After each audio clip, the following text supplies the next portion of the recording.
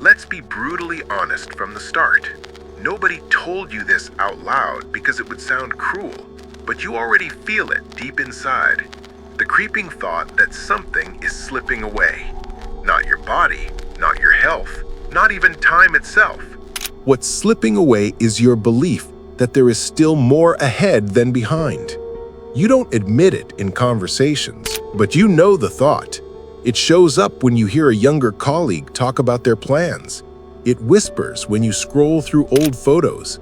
It gnaws at you when you catch yourself saying, "I used to." That's the moment the lie enters. The lie is not obvious. It doesn't announce itself.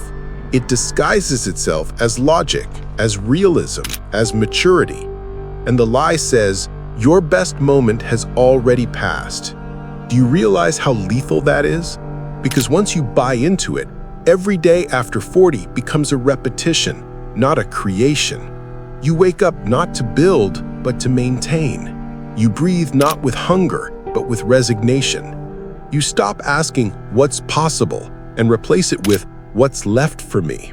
And that subtle shift kills more dreams than illness or tragedy ever could. Think about it. Every time you look back and say, "I had more energy when I was younger," what you're really saying is, "I am no longer enough today." That single thought rewires your mind to act smaller, walk slower, expect less. And the more you repeat it, the more it becomes a self-fulfilling prophecy. Your body doesn't decide you're old, your mind does, and your body just obeys the orders. It's not the calendar that steals your possibilities. It's the quiet sentences you repeat without challenge. "I'm not for that anymore. That stage is behind me. At my age, it's too late." They sound like harmless realism, but they are silent executions. Each one cuts a piece of your drive, your creativity, your hunger, until one day you wake up and you don't even recognize who you've become. Not because you're older, but because you stopped believing you had a future worth chasing. Here's the cruel truth. Most people over 40 have already written their own life sentence, not with ink, but with thought. Invisible thoughts whispered inside, but heavy enough to dictate every action. They don't try, they don't risk, they don't chase. Not because they can't, but because they've decided it's no longer their turn. But tell me, who decided that? Who said 40 is an ending? Who told you the page is closed? It wasn't time, it wasn't life, it was you. And the moment you accepted that script, you stopped being the author of your own story. The lie is dangerous because it wears the mask of wisdom. It pretends to be experience. It tells you, "I'm not giving up, I'm just being realistic." But that's a trap, because realism without vision is just disguised surrender. And here's the brutal irony. You have more tools, more knowledge, more resilience at 40 than you ever had at 20. You've survived losses. You've overcome failures. You've endured storms that once felt unbearable. Yet instead of seeing that as proof of your strength, you translate it into decline. Why? Because the lie told you so, and you believed it. The truth, age is not a prison, age is a filter. At 20, you confuse illusions with opportunities. At 40, you know the difference. At 20, failure destroys you. At 40, failure trains you. At 20, you beg for validation. At 40, you know the only permission you need is your own. Do you see it? That's not weakness, that's power. And if you dare to reject the lie, you'll realize your best moment isn't behind you. It's waiting right here on the other side of belief. So the real question is not whether life begins after 40. The question is whether you will allow it to. Let's start with a shocking truth. Your mind is not as free as you think it is. You like to believe you make decisions based on logic, on maturity, on what you've learned. But in reality, most of what you call decisions are nothing more than programmed responses. Patterns repeated so many times that they became automatic. And here's the part no one tells you. Your subconscious does not care about your age. It doesn't track birthdays. It doesn't recognize the calendar. It only obeys instructions, yours. That's why it's possible for a 30-year-old to act like an old man, and for a 55-year-old to move with the hunger of someone half their age. It's not biology, it's programming. And you, without knowing it, have been programming yourself for decades. Think of your mind as the most powerful machine ever designed. A machine that records every word you say to yourself, every belief you repeat, every sentence you accept from others. It doesn't argue, it doesn't analyze whether what you say is empowering or destructive. It simply takes note and turns it into code. And then it runs that code on repeat. When you think, "I can't anymore," the mind doesn't negotiate. It answers, "Understood," "Limit," "Accepted." When you whisper, "I'm too old for this," your subconscious doesn't laugh in your face. It doesn't shake you. It simply says, "Instruction received. Prepare for decline." That is why thoughts are not innocent. That is why every phrase you repeat has consequences. You're writing software into the deepest part of your being, and that software is stronger than motivation, stronger than logic, stronger even than willpower.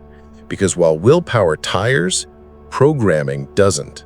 It keeps running day and night with mechanical loyalty. Let's take a brutal example. Imagine two people, both 45. One tells himself daily, "I still have time. My experience is valuable. I'm just getting started." The other repeats, "I missed my chance. Nobody wants me at this age." Who do you think will act with more energy? Who will make better decisions? Who will transmit vitality, attract opportunities, open doors? It's not about luck. It's not about talent. It's not even about health. It's about the script they installed in their subconscious. Your body, your voice, your presence, everything starts obeying the programming. And the scary part? Most people never question the code they're running. They just keep repeating the same phrases, the same excuses, until they confuse them with reality. Now here's the twist. If your mind can be programmed into limitation, it can also be reprogrammed into expansion. The same mechanism that locks you in a cage can set you free. But here's the uncomfortable part. Reprogramming is not easy. It's not a weekend of affirmations. It's not posting a motivational quote and waiting to feel better. Real reprogramming is war. It means facing every false belief you've accepted as truth. It means catching the poisonous thoughts in the act and replacing them with new ones again and again until the new becomes natural. Yes, it will feel fake at first. When you tell yourself, "I have value, I am strong, I can begin again," your brain will resist. It will whisper, "You're lying. Look at the evidence. Look at your failures. Look at your age." That's the voice of the old program defending itself. And if you listen, you'll reinstall the cage. But if you persist, if you keep repeating the new code even when it feels absurd, something begins to shift, slowly, quietly, invisibly, until one day you wake up and realize you're no longer thinking like before. The words of limitation don't fit your tongue anymore. You've upgraded your system. You see, the subconscious doesn't care about truth. It cares about repetition. If you tell it a lie enough times, it becomes your truth. But the opposite is also powerful. If you tell it a new truth enough times, it will erase the old lie. That's how strong you are. That's how dangerous you are to your own excuses. The tragedy is that most people never even try. They think the voice in their head is them. They think those phrases of decline are facts. They never realize that they're running on borrowed beliefs, programs downloaded from parents, friends, society, television. Beliefs like, "After 40, it's all downhill," or "Success is for the young," or "You should settle and stop dreaming." None of those were born inside you. They were installed, and you've been living as if they were sacred truths. But here's the brutal invitation. Uninstall them. Question every belief that limits you. Ask yourself, who told me this? Where did this idea come from? Do I want to keep it? And if the answer is no, delete it, replace it, repeat the new code until it sticks. Because you cannot live a new life with the old programming. You cannot create a different future while your subconscious runs a script of decline. And yes, it will take time. It will take effort. It will hurt. Because every time you challenge an old program, you are challenging years of comfort, of identity, of false certainty. But isn't that better than living the same year 40 times and calling it life? Listen carefully. Your age is irrelevant to your subconscious. It doesn't know 40 from 14. It only knows what you feed it. If you tell it you're finished, it obeys. If you tell it you're beginning, it obeys. The machine doesn't care, but you should, because the script you run today will shape the reality you live tomorrow. And the difference between fading away and thriving after 40 is not biology, it's not circumstance, it's not chance, it's programming. So what's the code you're writing right now? Because whether you realize it or not, you are programming your future in this very moment. The only question is, will you run the program of resignation or the program of rebirth? Here's a truth most people don't want to admit. Your environment programs you more than your intentions. You can repeat affirmations, write goals, and visualize your dream life every morning. But if you spend the rest of the day surrounded by people who have already surrendered, your mind will quietly surrender too. Not because you want it, not because you are weak, but because the subconscious is porous. It absorbs, it mimics, it normalizes what it sees, hears, and feels daily. Think about it. You are not just a product of your thoughts, you are a product of your conversations, your dinners, your meetings, your background noise. Every complaint, every excuse, every sarcastic remark about how it's too late drops into your subconscious like water on stone. One drop doesn't matter, but day after day, year after year, the stone is carved, without resistance, without awareness. And suddenly, you are repeating the same lines as those around you, thinking they are your own. That's why mediocrity is contagious, not because it shouts, but because it whispers. It disguises itself as realism. It tells you, don't be naive, don't dream too much, don't expect change at your age. It wraps poison in the comfort of familiarity. And you, wanting to belong, to keep the peace, to avoid conflict, accept it. Little by little, you downgrade your hunger to fit the environment you chose to tolerate. Here's the part you won't like. Nobody escapes environment. Nobody. Even the strongest will erode if they stay long enough in the wrong circle. You can't plant yourself in a desert and expect to grow. You can't live in the middle of resignation and expect ambition to thrive. It's not about strength of character. It's about laws of influence. And influence always wins. Look around your life right now. Who are your closest 5 people? What do they talk about? Do they fuel your vision or shrink it? Do they challenge you to rise or soothe you into staying the same? Because whether you notice or not, you are becoming them. Their words are your programming. Their habits are your blueprint. Their limits are infecting your imagination. That's why so many people after 40 slowly slide into the same script, work, complain, wait for weekends, talk about how things used to be better. It's not because they chose that consciously. It's because that's the rhythm of their environment. And rhythm is hypnotic. It lulls you into conformity. It makes you mistake stagnation for stability. If you truly want to reinvent yourself after 40, you cannot just change your thoughts. You must change your environment. Because thought is internal, but environment is external reinforcement. You can't feed your mind ambition while feeding your ears defeat. You can't install a new program while living inside the hardware of the old one. This is where the painful part comes in. Changing environment often means distancing yourself from people you love. It means setting boundaries with friends and family who drain you with their constant limitations. It means saying no to dinners where the only topic is how life is unfair.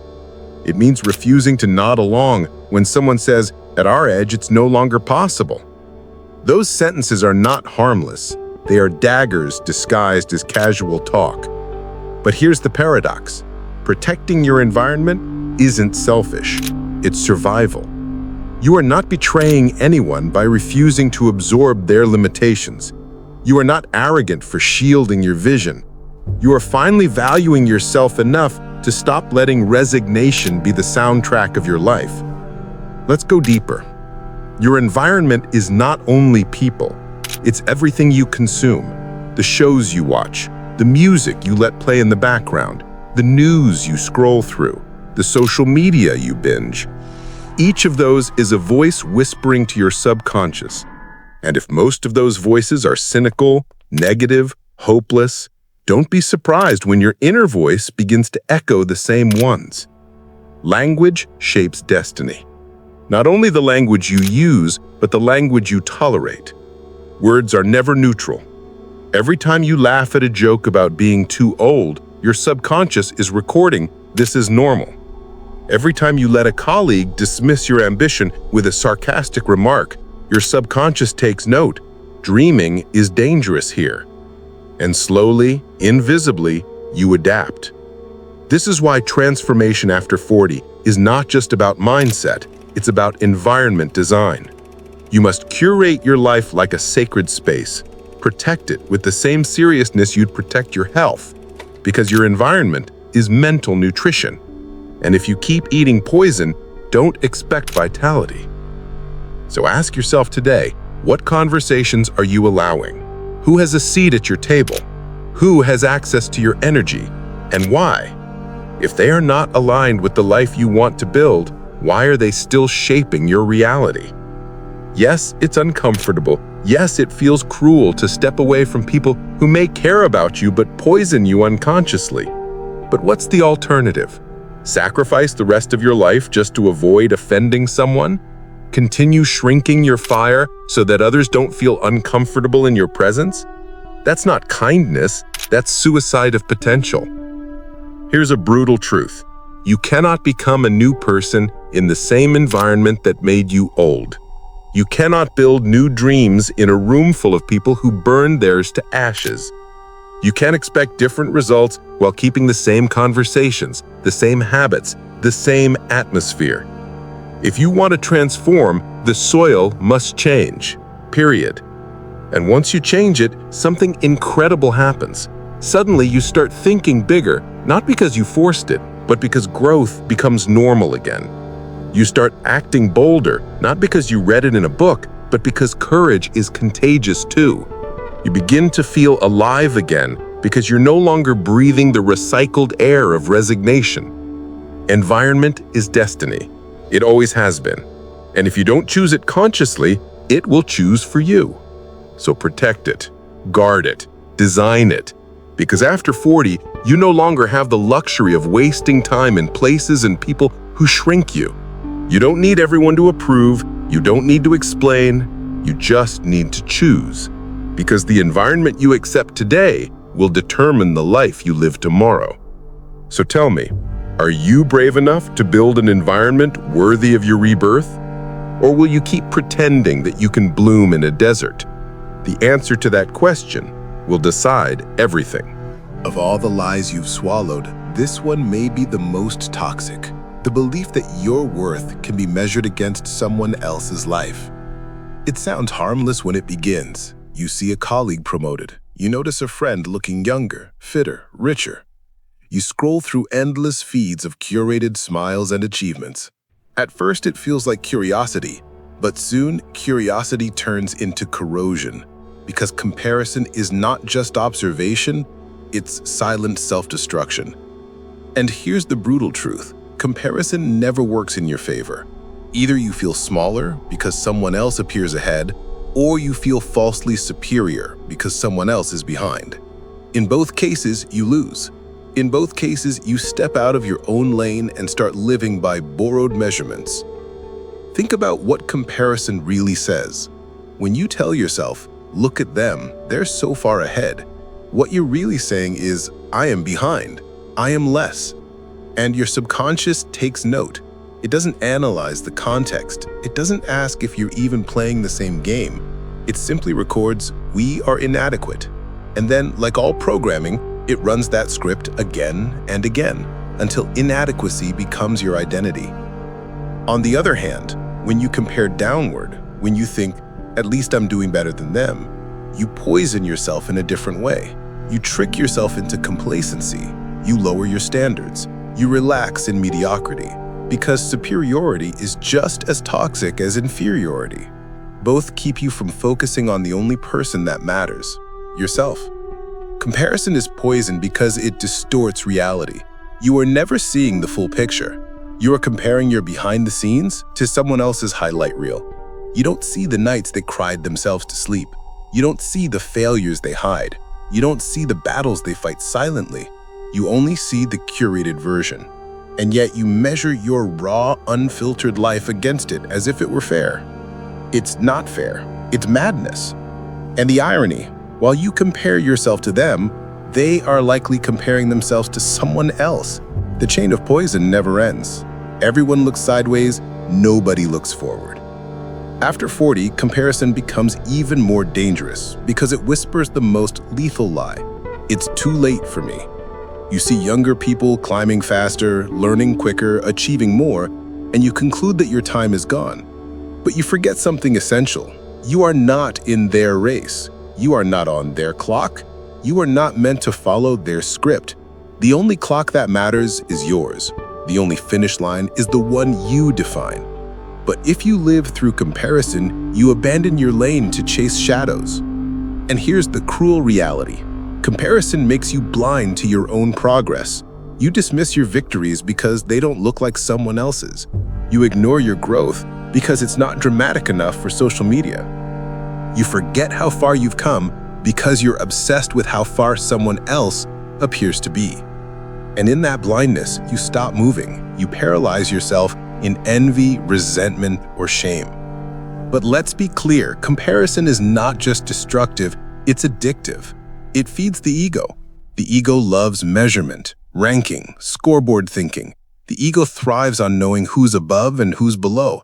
That's why you scroll, why you peek, why you measure.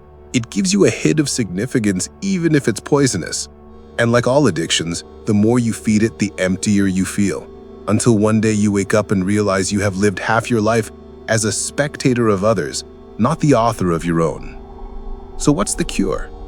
Not denial, not pretending you don't notice others. The cure is focus, ruthless, disciplined focus. On your path, on your growth, on your unique lane.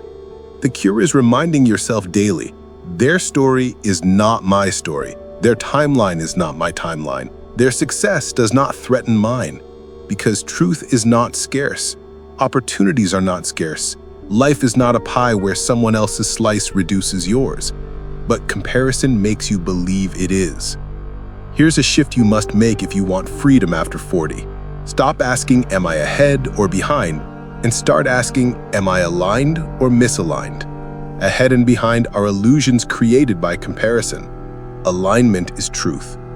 Are you aligned with your values, with your goals, with the life you actually want to live? Because if you are aligned, you are winning, no matter how anyone else is doing. Imagine running a marathon but constantly looking sideways. You trip, you stumble, you lose momentum. That's comparison. Now imagine running with eyes forward, locked on your own finish line. That's focus. The difference is not in speed, but in direction. Let's get brutally practical. How do you kill the poison of comparison? Audit your inputs. Stop feeding yourself with endless highlights of other people's lives. If your environment is a constant reminder of where you're not, change the environment. Celebrate your progress. Track your wins, however small. Progress is invisible when you don't measure it. Redefine success. Write your own definition, not society's. Success for you might mean peace, freedom, vitality, or creativity, not just numbers and titles. Replace envy with curiosity. When you see someone ahead, don't shrink. Ask, what can I learn from them? Let admiration fuel growth, not jealousy. Practice gratitude. Nothing kills comparison faster than recognizing what you already have. The point is this: comparison is not reality, it's fiction, a dangerous, distorted lens that makes you miss the life in front of you. And if you don't break free from it, you'll spend the rest of your years as an understudy in someone else's play, instead of starring in your own. So ask yourself today, whose life are you really living? The one you were given, or the one poisoned by comparison? Because at the end, when time runs out, no one will ask how you ranked. They will ask if you lived. There comes a point when the question shifts. In your 20s and 30s, the focus is usually, what can I achieve? What can I get? How far can I go? But somewhere after 40, if you are honest with yourself, another question rises to the surface. What will remain when I am gone? That is the question of legacy. Not reputation, not image, not likes on a screen, but legacy. The mark you leave on the world, whether visible or invisible, whether grand or quiet. Legacy is not built in a day. It is built in the accumulation of days. It is not a single achievement, but the echo of 1,000 choices. Every conversation leaves a trace. Every action writes a line. Every moment of courage or cowardice shapes the story you will ultimately leave behind. Here's the uncomfortable truth. You are already leaving a legacy. The only question is what kind. If you disappeared tomorrow, what stories would people tell? Would they speak of your resilience, your generosity, your fire? Or would they recall your resignation, your bitterness, your endless excuses? Legacy is not something you decide at the end. It is something you are creating right now, with or without awareness.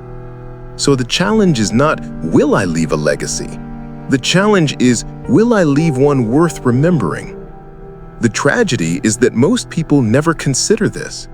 They live as if life is only about survival, comfort, or accumulation. They obsess over possessions, titles, or comparisons, but none of that remains. Nobody will remember how many hours you worked late at the office.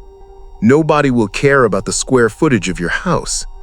Nobody will tell stories about your car. They will remember how you made them feel. They will remember the energy you carried. They will remember if your presence lifted the room or drained it. Your legacy is not your things. It is your impact. After 40, you have a choice. You can slide into maintenance mode, just surviving, just existing, or you can decide that everything from this point on contributes to something bigger. That does not require fame or wealth. Legacy is not about scale, it's about depth. You can leave a legacy with one child, one student, one act of kindness that ripples outward in ways you may never see. You can change the world in a small circle, and that change can echo for generations. Consider this. The words you speak to someone today may become the inner voice that guides them decades from now. The courage you display in your own reinvention may inspire someone you will never meet.